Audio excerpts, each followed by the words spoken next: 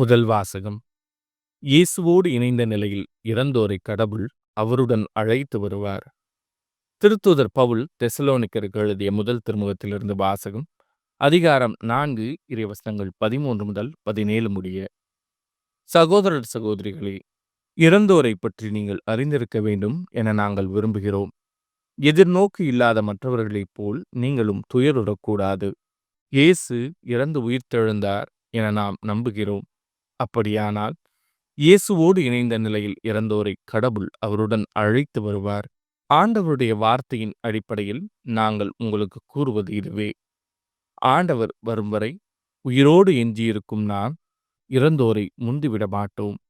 கட்டளை பிறக்க, தலைமை வானதூதரின் குரல் ஒலிக்க, கடவுளுடைய எக்காலம் முழங்க, ஆண்டவர் வானினின்று இறங்கி வருவார். அப்பொழுது கிறிஸ்து மீது நம்பிக்கை கொண்ட நிலையில் இறந்தவர்கள் முதலில் உயிர்த்தெழுவர். பின்னர் உயிரோடு எஞ்சியிருக்கும் நாம் அவர்களோடு மேகங்களில் எடுத்து கொண்டு போகப்பட்டு வான்வெளியில் ஆண்டவரை எதிர்கொள்ளச் செல்வோம். இவ்வாறு எப்போதும் நாம் ஆண்டவரோடு இருப்போம். இது ஆண்டவரின் அருள்வாக்கு. இறைவா, உமக்கு நன்றி. பதிலுரை பாடல். மண்ணுலகிற்கு நீதி தீர்ப்பு வழங்க ஆண்டவர் வருகின்றார். ஆண்டவருக்கு புதியதொரு பாடல் பாடுங்கள். உலகெங்கும் வாழ்வோரே, ஆண்டவரை போற்றி பாடுங்கள். பிற இனத்தாருக்கு அவரது மாட்சியை எடுத்துரையுங்கள். அனைத்து மக்கள் இனங்களுக்கும் அவர்தம் வியத்தகு செயல்களை அறிவியுங்கள். மண்ணுலகிற்கு நீதி தீர்ப்பு வழங்க ஆண்டவர் வருகின்றார். ஏனெனில் ஆண்டவர் மாட்சி மிக்கவர், பெரிதும் போற்றத்தக்கவர், தெய்வங்கள் அனைத்திற்கும் மேலாக அஞ்சுதற்குரியவர் அவரே. மக்கள் இனங்களின் தெய்வங்கள் அனைத்தும் வெறும் சிலைகளே. ஆண்டவரோ விண்ணுலகை படைத்தவர். மண்ணுலகிற்கு நீதி தீர்ப்பு வழங்க ஆண்டவர் வருகின்றார். விண்ணுலகம் மகிழ்வதாக, மண்ணுலகம் களி கூறுவதாக. கடலும் அதில் நிறைந்துள்ளனவும் முழங்கட்டும். வயல்வெளியும் அதில் உள்ள அனைத்தும் களி கூறட்டும். அப்பொழுது காற்றில் உள்ள அனைத்து மரங்களும் அவர் திருமுன் களிப்புடன் பாடும். மண்ணுலகிற்கு நீதி தீர்ப்பு வழங்க ஆண்டவர் வருகின்றார். ஏனெனில் அவர் வருகின்றார், மண்ணுலகிற்கு நீதி தீர்ப்பு வழங்க வருகின்றார். நிலவுலகை நீதியுடனும் மக்கள் இனங்களை உண்மையுடனும் அவர் தீர்ப்பிடுவார். மண்ணுலகிற்கு நீதி தீர்ப்பு வழங்க ஆண்டவர் வருகின்றார். நற்செய்தி வாசகம். இறைவாக்கினர் எவரும் தம் சொந்த ஊரில் ஏற்றுக்கொள்ளப்படுவதில்லை. லூக்கா எழுதிய தூய நற்செய்தியிலிருந்து வாசகம். அதிகாரம் 4 இறைவசனங்கள் 16 முதல் 30 முடிய. அக்காலத்தில் இயேசு தாம் வளர்ந்த ஊராகிய நாசரேத்துக்கு வந்தார்.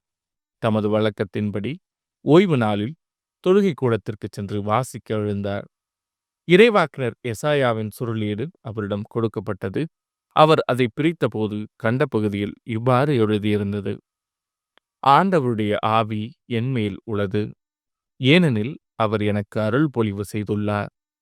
ஏழைகளுக்கு நற்செய்தியை அறிவிக்கவும், சிறைப்பட்டோர் விடுதலை அடைவர், பார்வையற்றோர் பார்வை பெறுவர் என முழக்கமிடவும், ஒடுக்கப்பட்டோரை விடுதலை செய்து அனுப்பவும், ஆண்டவர் அருள் தரும் ஆண்டினை முழக்கமிட்டு அறிவிக்கவும் அவர் என்னை அனுப்பியுள்ளார். பின்னர் அந்த ஏட்டை சுருட்டி ஏவலிடம் கொடுத்துவிட்டு அமர்ந்தார். தொழுகை கூடத்தில் இருந்தவர்களின் கண்கள் அனைத்தும் அவரையே உற்று நோக்கியிருந்தன. அப்பொழுது அவர் அவர்களை நோக்கி, நீங்கள் கேட்ட இந்த மறைநூல் வாக்கு இன்று நிறைவேறிற்று என்றார். அவர் வாயிலிருந்து வந்த அருள்மொழிகளை கேட்டு வியப்புற்று, இவர் யோசேப்பின் மகன் அல்லவா என கூறி எல்லாரும் அவரை பாராட்டினர். அவர் அவர்களிடம், நீங்கள் என்னிடம் மருத்துவரே, உம்மையே நீர் குணமாக்கிக் கொள்ளும் என்னும் பழமொழியைச் சொல்லி, கப்பர்நாகுமில் நீர் செய்ததாக நாங்கள் கேள்விப்பட்டவற்றை எல்லாம் உம் சொந்த ஊராகிய இவ்விடத்திலும் செய்யும் என கண்டிப்பாய் கூறுவீர்கள். ஆனால் நான் உறுதியாக உங்களுக்கு சொல்கிறேன், இறைவாக்கினர் எவரும் தம் சொந்த ஊரில் ஏற்றுக்கொள்ளப்படுவதில்லை. உண்மையாக நான் உங்களுக்கு சொல்கிறேன், எலியாவின் காலத்தில் 3½ ஆண்டுகளாக வானம் பொய்த்தது, நாடெங்கும் பெரும் பஞ்சம் உண்டானது.